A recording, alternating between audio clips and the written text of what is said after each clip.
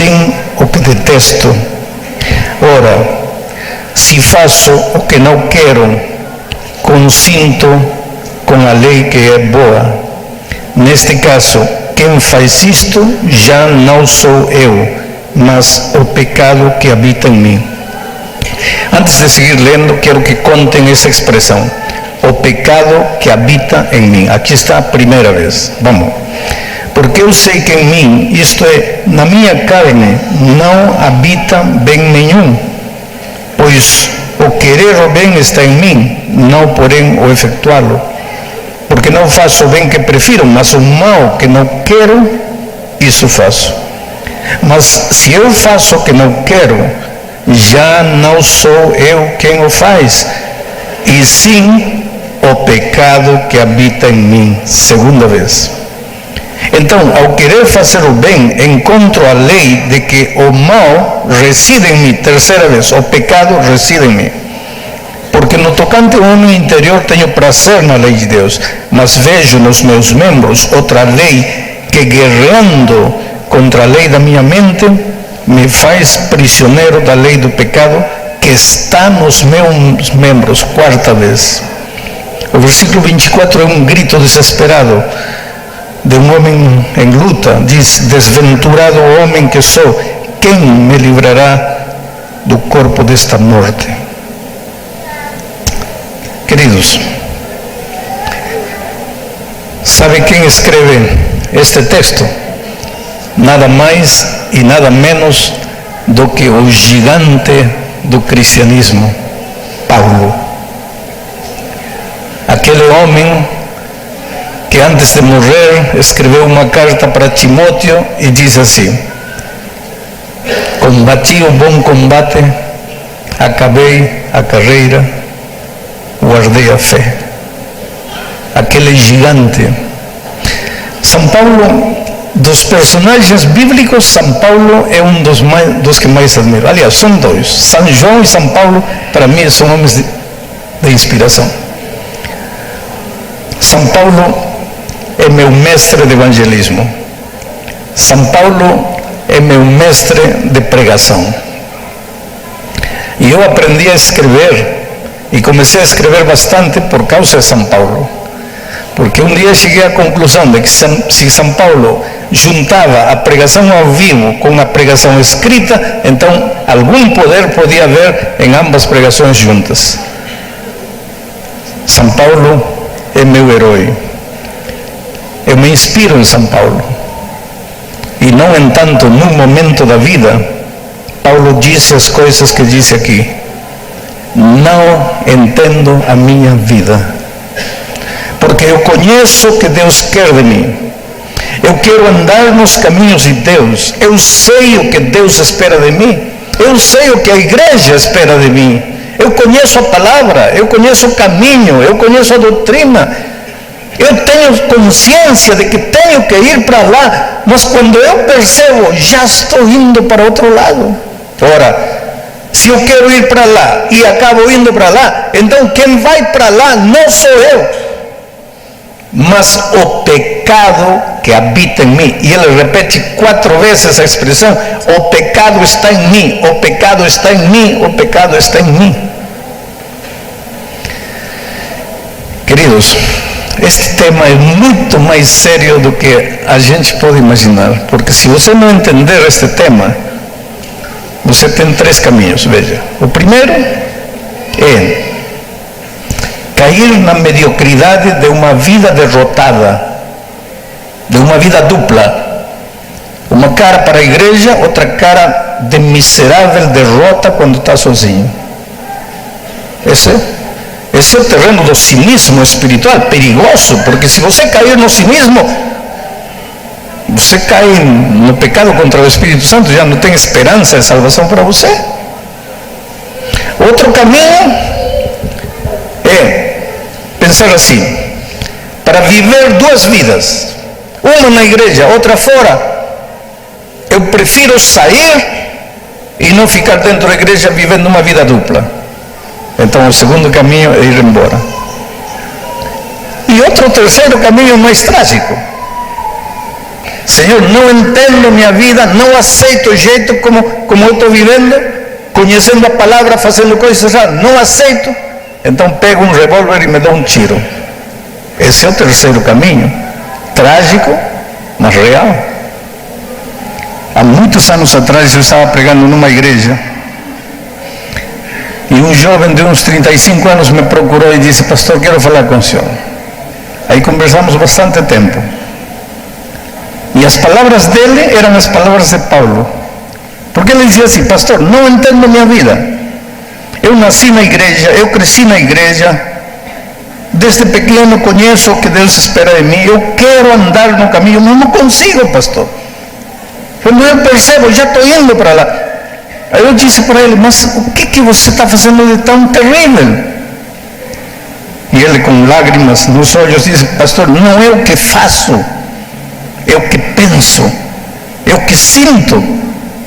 E eu não aceito isso, porque eu sou um filho de Deus, porque eu conheço o Evangelho. Eu não posso estar sentindo e pensando o que eu estou sentindo. Conversei com ele, fiz uma oração e pensei que estava tudo solucionado. 15 dias depois, me entero da tragédia. Ele ficou sozinho, não tinha filhos, a esposa viajou, pegou uma corda, amarrou da viga da casa e se enforcou. E como estava sozinho, ninguém sabia. Passou um dia, 2 dias, 3 dias, 4 dias, 5 dias, 6 dias. De repente os vizinhos começaram a sentir um cheiro horrível, viram que saía daquela casa, ninguém entrava, ninguém saía. Chamaram a polícia chegou, derribaram a porta e aí estava, já em estado de decomposição, o rapaz morto. Trágica esta notícia, mas o mais trágico é que esse jovem de 35 anos era o pastor da igreja onde eu dirigia a campanha evangelística. Como um pastor pode chegar a esse ponto? Volto a repetir, é que se você não entender o drama da vida cristã, você tem 3 caminhos. Um caminho é sair da igreja, achar que isso é mais honesto do que viver na igreja uma vida derrotada. O outro é pegar um revólver e dar-se um tiro. E o terceiro caminho, o mais perigoso, cair no cinismo. Já não sinto nada, está tudo bem, está tudo igual, perfeito. Sábado estou na igreja, durante a semana vivo como quero e não sinto mais nada. Um terreno muito mais perigoso ainda. Agora, este tema tem causado tanta polêmica ao longo da história, que tem alguns teólogos que tentam explicar o drama da vida cristã de uma maneira que a mim não me convence. Por exemplo, tem teólogos, estudiosos da Bíblia, que acham que Paulo aqui não está falando da vida cristã presente, mas está falando dos tempos quando ele não estava convertido. Meu querido, quando você não está convertido, você não tem luta, porque para ter luta você tem que ter recebido a natureza de Cristo. Só então começa a luta entre a natureza pecaminosa e a natureza de Cristo. Se Paulo está falando aqui de luta, ele não está falando da vida passada, ele está falando da vida presente. E quando você analisa, ele está falando em tempo presente. Ele não tem por que estar de repente falando da experiência presente, trasladar-se ao passado sem dizer: olha, eu lembro da minha vida passada. Não. Mas é que às vezes os próprios estudiosos da Bíblia não conseguem entender como um homem que foi transformado por Cristo ainda tem vontade de fazer coisas erradas. E tem muita gente que também, ao não entender isto, diz assim: você foi convertido, então a partir de hoje você não pode sentir coisas erradas, não pode pensar coisas erradas.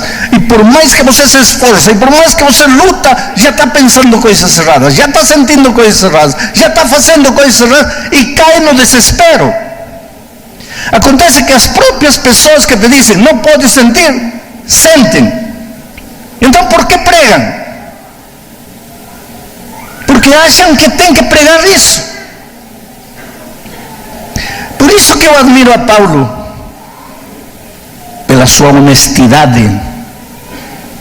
Porque ele poderia ter chegado diante do púlpito e dizer: irmãos, a vida cristã é maravilhosa. Mas não, ele chega e ele abre seu coração. Ele como que se despe,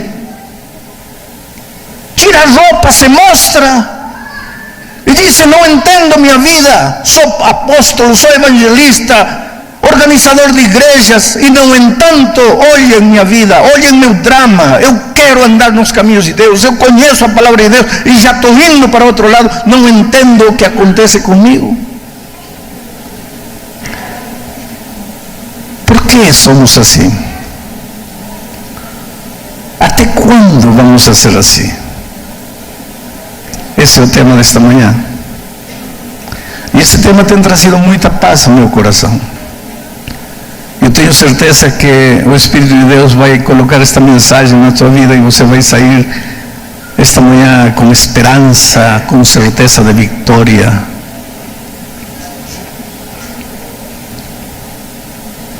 Todos nós, queridos, quando fomos criados com natureza perfeita.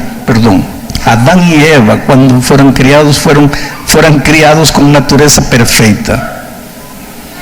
Adão e Eva, eles não se esforçavam para obedecer, porque eles tinham natureza perfeita antes da queda. Para Adão e Eva, obedecer era como respirar. Eu acho que aqui ninguém se esforça para respirar. Ninguém pensa para respirar. Ninguém diz: bueno, agora vou aspirar, agora vou expirar.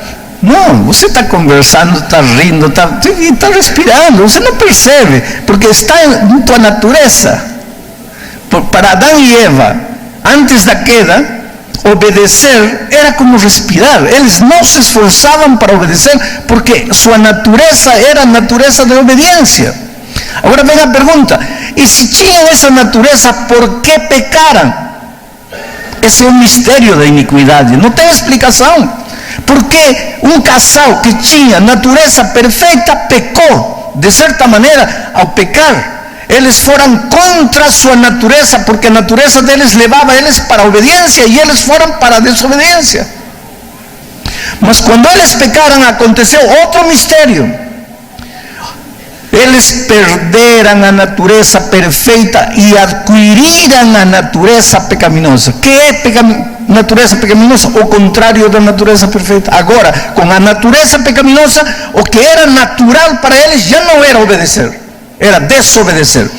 E a partir de aí, queridos, todos os que viemos a este mundo já chegamos trazendo a natureza pecaminosa. Desde criancinhas, essa criancinha de uma semana de nascida nos teus braços já é um pecadorzinho. Não tem culpa, porque a culpa começa quando começa o raciocínio. Mas já tem a natureza pecaminosa. E o fundamento da natureza pecaminosa é o egoísmo e o orgulho. E se você quer fazer um teste com essa criancinha linda que tem aí, dá a mamadeira para ele, não quer. Oferece a mamadeira para outro, aí ele quer. Isso te dá, parece engraçado, mas essa é a manifestação de meu. Tem outra coisa: quando somos crianças, todos nós somos pecadores autênticos, nos mostramos pecadores, não temos vergonha de mostrarmos pecadores, mas à medida que vamos crescendo, aprendemos a disfarçar nossa natureza pecaminosa, o nosso egoísmo, o nosso orgulho, aprendemos a disfarçar. Por exemplo, coloca numa mesa 6 pedaços de bolo e 5 crianças. Cada uma pega o pedaço de bolo e come o mais rápido possível para pegar o pedaço que está sobrando. Sim, egoístas autênticos. Agora coloca 5 adultos e 6 pedaços de bolo. Cada um pega seu pedaço, e come o mais devagar possível. Todos terminam, está sobrando um pedaço, todos morrem de vontade de comer, mas ninguém pega. Você, não, eu já estou cheio, não, você. Mas todo mundo está pensando dentro, mas como que estes outros não desaparecem para eu comer? Continuamos egoístas, mas aprendemos a disfarçar. E então, à medida que crescemos, a nossa vida é um disfarce. Um disfarce. Estamos mal e dizemos que estamos bem. Alguém nos magoou e dizemos que não aconteceu nada. E esse veneno que não tiramos começa a corroer nosso coração por dentro. O ciúme, a inveja, a vaidade, a cobiça. É um vulcão de coisas que arrasta a nossa natureza pecaminosa. Até que um dia encontramos Jesus Cristo na vida e nos entregamos a Ele, e Ele nos dá a sua natureza, a mente de Cristo. Paulo diz, a mente de Cristo. Agora, a partir do momento da conversão, passamos a ser seres humanos com duas naturezas. Uma que gosta de andar nos caminhos de Deus, a mente de Cristo, a nova criatura que precisa ser alimentada. A outra, a velha, que na hora da conversão morre, mas que volta a ressuscitar dependendo do tipo de alimentação que damos. Então passamos a ser, como Paulo diz, não entendo a minha vida, eu conheço o caminho, eu quero andar, mas já me descubro indo para lá. Ora, se eu sei que quero ir para lá e estou indo para lá, já não sou eu, mas o pecado que habita em mim. Que pecado? A natureza pecaminosa que está dentro de mim. E até quando vai nos acompanhar esta natureza pecaminosa? Esse é o assunto, querido. Paulo diz que esta natureza pecaminosa não vai ser extirpada de nós até o dia da volta de Cristo. Unicamente quando Cristo voltar a este mundo, isto mortal será vestido de imortalidade, e isto corruptível será vestido de incorrupção. Isso quando Cristo voltar. Agora, até o dia que Jesus voltar a esta terra, vamos ter que viver uma vida de luta. A natureza pecaminosa vai fazer duas coisas, escuta. Vai fazer tudo o que pode para te levar ao mal, tudo o que pode para te arrastar ao pecado. Mas se você se assegurar de Cristo e clamar a Deus através da Bíblia, da oração, e suplicar forças a Deus, por mais que a natureza pecaminosa quer levar para você, para aqui, não vai conseguir. Agora, quando ela vê que não consegue levar você para aqui, vai fazer outra coisa. Vai dizer, tudo bem, fica aqui, anda no caminho de Deus. Mas vai te fazer sentir que você está mal. Aí você se pergunta, mas se eu estou na igreja, se eu oro, se eu estudo a Bíblia, se eu trago pessoas para Cristo, se eu sou fiel no dízimo, se eu guardo o sábado, se canto no coral, por que me sinto perdido? Aí está. Já que a natureza pecaminosa não conseguiu te levar para lá, te traz para cá, te deixa aqui, mas te deixa com aquela permanente sensação de que você está perdido. E é por isso que muita gente pergunta, mas pastor, eu não entendo a minha vida, porque eu não estou andando no pecado, mas não me sinto seguro da salvação. Por quê? Ah, querido, você não pode acreditar no teu sentimento em matéria de salvação, porque o sentimento humano é mentiroso. O profeta diz isso. Enganoso, mentiroso é o coração e perverso. Quem o compreenderá? Não acredite no seu sentimento. Se você levanta de manhã e clama a Deus e separa tempo para Deus e ora e estuda a Bíblia e está andando nos caminhos de Deus e teu coração diz assim, está perdido, não acredita no teu coração. Acredita na palavra de Deus. Um dia Jesus encontrou um paralítico deitado, 38 anos paralítico, e Jesus lhe disse: levántate, toma teu leito e anda. Se o paralítico tivesse dito: mas Senhor, como é que eu vou andar se eu estou paralítico? Como é que eu vou andar se eu me sinto paralítico? Teria ficado paralítico o resto da vida. Mas mesmo que se sentia paralítico, ele não confiou em seu sentimento, ele confiou na palavra de Deus, e a palavra de Deus era: levántate, toma teu leito e anda. E ele levantou-se e andou. Então, quando você entrega sua vida a Cristo e separa tempo para orar, para estar em comunhão com Cristo, e anda nos caminhos de Deus, e vence o coração, que nada mais é que a natureza pecaminosa que não conseguiu levar você para lá, e agora vai trabalhar de outro jeito, e te diz: está perdido, tudo é mentira, tudo ilusão, nada é verdade. Não acredita. Acredita na palavra de Deus, que diz que se você crê em Jesus e permanece nele, você está salvo. A luta da vida cristã não somente é a luta para não andar no pecado, é também a luta para não acreditar no sentimento pecaminoso que te faz sentir mal quando você não está mal. Aliás, o sentimento é traidor. Quando você está bem, te faz sentir que está mal, e quando você está mal, te faz sentir que está bem. Não acredita no sentimento. Há caminho que a homem parece direito, mas o fim é a morte. Não é o que eu acho, não é o que eu penso, não é o que eu creio, é o que a palavra de Deus diz. Acredite na palavra de Deus. Há um incidente, há uma declaração de Paulo em 2 aos Coríntios, capítulo 12, e quero falar um pouco disso. Versículo 11. Não, 7. 2 aos Coríntios, capítulo 12, versículo 7. Diz assim: e para que não me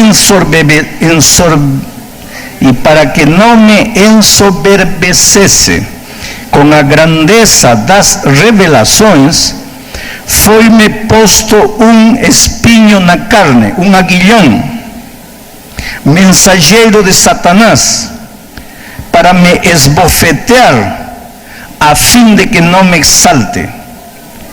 Por causa disto, 3 vezes pedi ao Senhor que tirasse o aguilhão, o espinho da minha carne.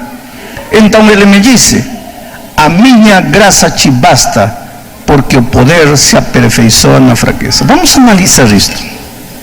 Vocês já devem ter ouvido esse texto, e devem ter até ouvido alguém dizer que esse aguilhão, os estudiosos da Bíblia não sabem o que é, que alguns pensam que depois de ter encontrado Jesus caminho de Damasco, Paulo ficou cego, e então esse aguilhão era cegueira.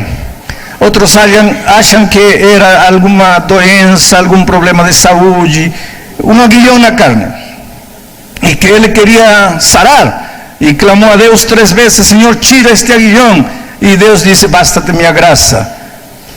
Mas, querido, aqui não está falando nada de cegueira. Cegueira não é problema, querido, para quem está em Cristo.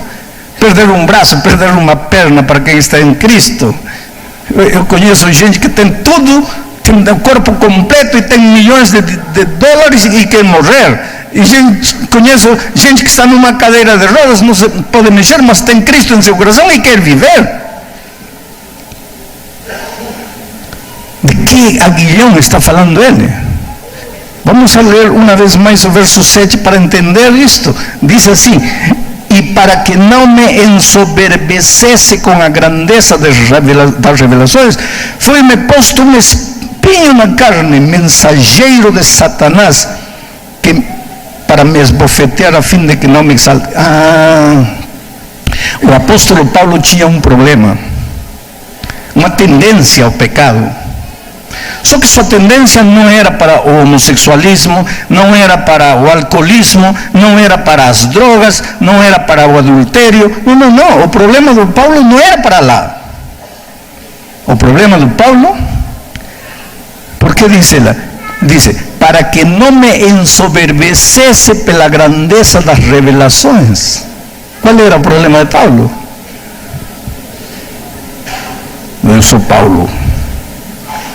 Paulo, o homem de Deus, o santo homem de Deus. É interessante, para nós isso não é pecado. Pecado é homossexualismo, adultério, isso é pecado. Olha como nós, os seres humanos, medimos as coisas. Veja, numa comissão da igreja, por exemplo, estamos procurando um ancião de igreja. Não é aqui em Campo Grande, estou imaginando. Estamos procurando um ancião de igreja, aí aparecem os nomes no quadro negro. Fulano. Aí alguém disse, olha, realmente o melhor seria esse irmão. É um pouquinho orgulhoso, mas tudo bem. Interessante, não? Agora você nunca ouviria dizer, aquele é bom. É um pouquinho homossexual, mas tudo bem. Você vê a diferença da nossa cabecinha? Porque o homossexualismo é horrível, não? Adultério, roubo, assalto à mão, não, isso é pecado. Mas a luta de Paulo não era contra essas coisas. A luta de Paulo era contra ser bom demais. Bom demais, para que não me ensoberbecesse, a grandeza das revelações não me inchassem. Então Deus me colocou um espinho na carne. E em Romanos 7 diz, o pecado que está em mim. Paulo agora em 1 Coríntios diz, um espinho na carne, um mensageiro de Satanás, para que me esbofetee cada vez que eu estou querendo achar que eu sou Deus, pá! Eu sou um coitado pecador miserável. Não sou homossexual, não sou adulto, mas sou um miserável pecador. Qual era esse espinho na carne? Ele mesmo vai explicar em 1 Coríntios capítulo 15. E é o último texto que eu vou ler. Porque senão esse sermão vai virar estudo bíblico. Capítulo 15 de 1 Coríntios. A partir do versículo 50 diz, isto afirmo, irmãos, 52, num momento, num abrir e fechar de olhos, ao ressoar da última trombeta, a trombeta soará, os mortos ressuscitarão incorruptíveis e nós seremos transformados. Porque é necessário que este corpo corruptível se revista de incorruptibilidade e o corpo mortal se revista de inmortalidade. E quando este corpo corruptível se revestir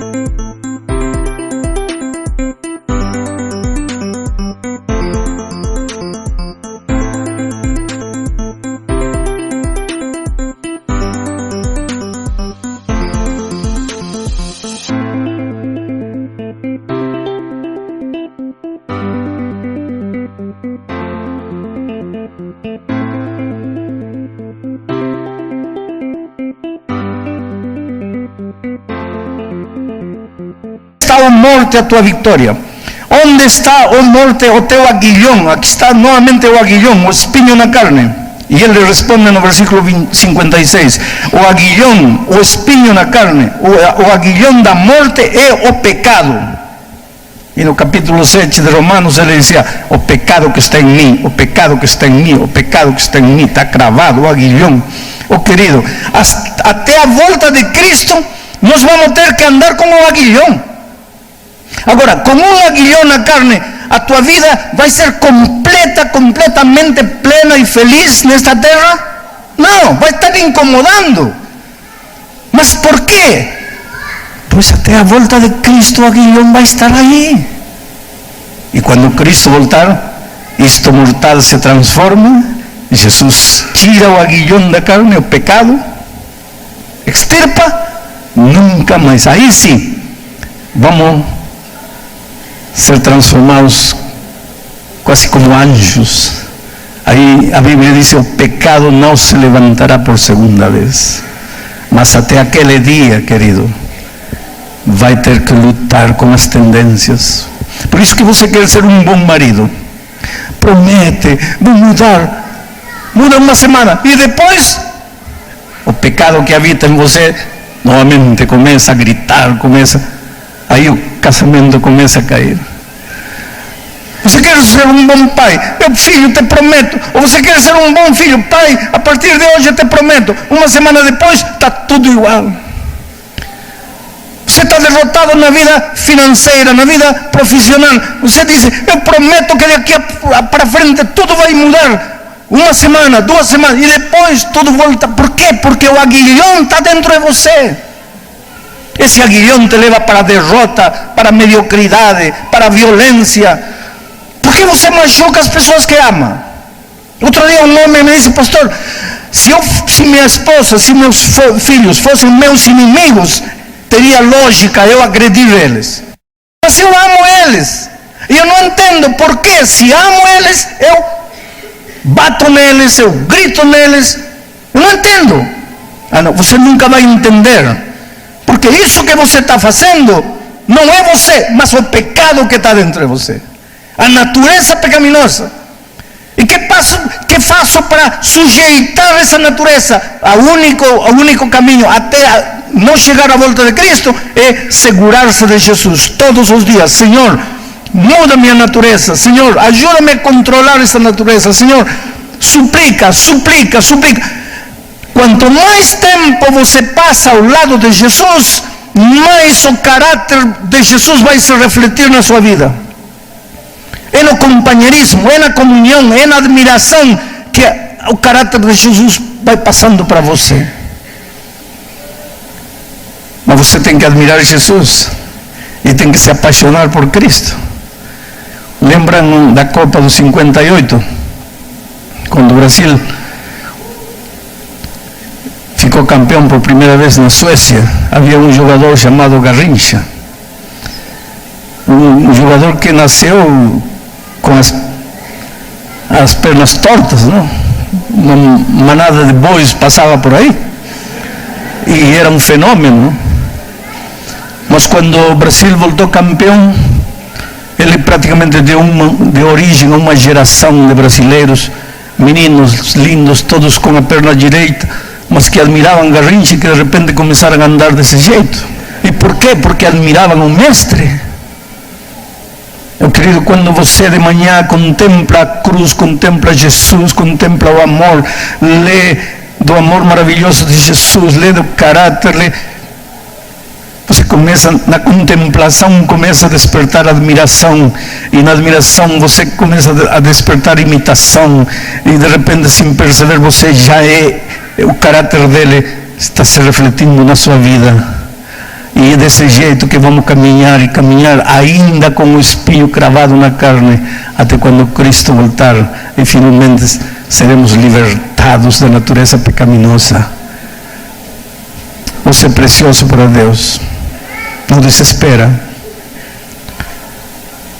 Você é muito mais precioso para Deus do que você imagina. Com esse caráter que você tem, com esse temperamento, com esses complexos, com esses traumas que você arrasta, você é precioso para Deus. Às vezes você se olha no espelho da vida e acha: eu me detesto, eu não me aceito. Talvez você se deteste.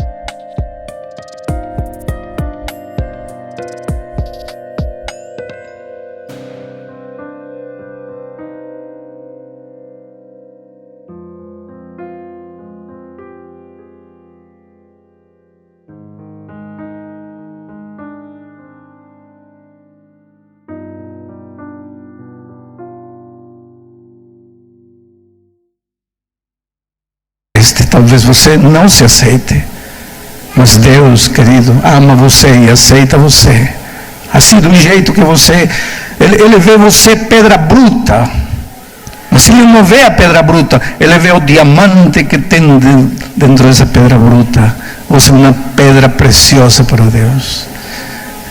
Por mais que seu coração lhe diga, você não presta. Por mais que seu coração lhe diga, você errou. Por mais que seu coração lhe diga, o que você está sofrendo é consequência dos desatinos teus. Acredite no amor de Jesus. Acredite na paciência de Jesus. E entregue sua vida a Ele. Vou pedir a Ele que venha para cantar, porque enquanto Ele cantar, não quero que ninguém se levante, que ninguém venha aqui. Mas enquanto Ele cantar, eu quero que em seu coração você diga ao Senhor: Senhor, mais uma vez te entrego minha vida. Ajuda-me a caminhar com o espinho em minha carne até a volta de Cristo. Enquanto ela vai cantando, você em silêncio, em seu coração, ore a Deus, consagre-se a Deus.